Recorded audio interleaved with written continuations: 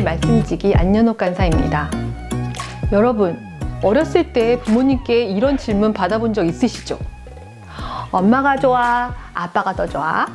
두 분이 빼꼼히 얼굴을 들이미시며 말이죠.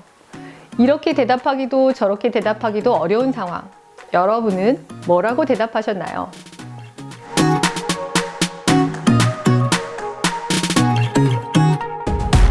오늘 우리가 읽은 말씀에는 예수님께서 이렇게 난처한 질문을 받으시는 장면이 나옵니다. 유대 종교 지도자들은 예수님에 대한 백성들의 관심이 커지자 예수님을 죽이려고 함정을 팝니다. 이들은 정탐을 보내 의인인 척하며 예수님에게 당신은 바르게 말씀하시고 가르치시며 사람을 외모로 취하지 아니하시고 오직 진리로서 하나님의 도를 가르치는 분이라고 말하며 예수님을 치켜 세웁니다.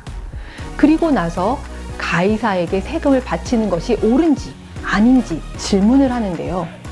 예수님은 바치라고 할 수도 바치지 말라고 할 수도 없는 상황에 놓인 것이지요.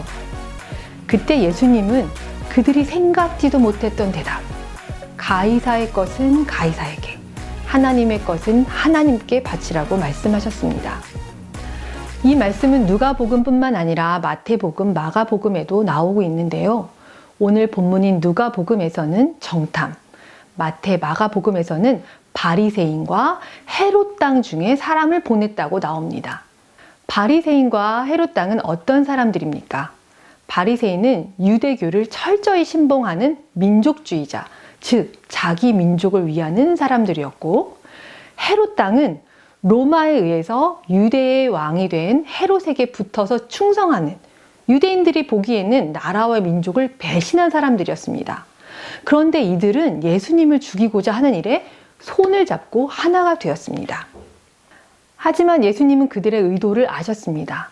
공경하는 듯한 말 안에 있는 그들의 위선과 악함을 보셨고, 마태복음에서는 외식하는 자들이여 어찌하여 나를 시험하느냐 하시며 그들을 꾸짖으셨다고 말합니다. 로마 정부는 식민지에 거주하는 백성들 중 남자 14세, 여자 12세 이상 65세까지 인두세, 즉 사람의 숫자만큼 세금을 납부하게 했습니다. 이스라엘의 이방 군주에게 납세의 의무를 진다는 것은 이스라엘에 대한 로마 황제의 주권을 인정하는 것이었습니다. 곧 로마 황제를 하나님과 동일한 위치에 두는 것으로 그들에게는 있을 수 없는 일이라는 입장이었습니다. 예수님이 세금을 바치라고 하면 하나님의 율법을 범하는 것이며 백성들의 분노를 사고 매국노 취급을 당하게 됩니다. 하지만 세금을 바치지 말라고 하면 로마 정부에 반대하고 백성들을 선동한다고 고발을 당하게 될 상황이었습니다. 이때 예수님은 데나리온 하나를 내게 보이라고 하십니다. 그리고 나서 예수님은 가이사의 것은 가이사에게, 하나님의 것은 하나님께 바치라고 대답하셨습니다. NIV 성경을 보면 가이사의 것은 가이사에게 라는 말에 give라는 단어가 쓰였습니다. 가이사를 섬기라는 것이 아니라 그냥 주라는 것입니다. 우상의 화폐는 우상에게 돌려주라는 것이기 때문에 문제 삼을 수가 없었습니다. 그리고 예수님은 하나님의 것은 하나님께 바치라고 하셨습니다.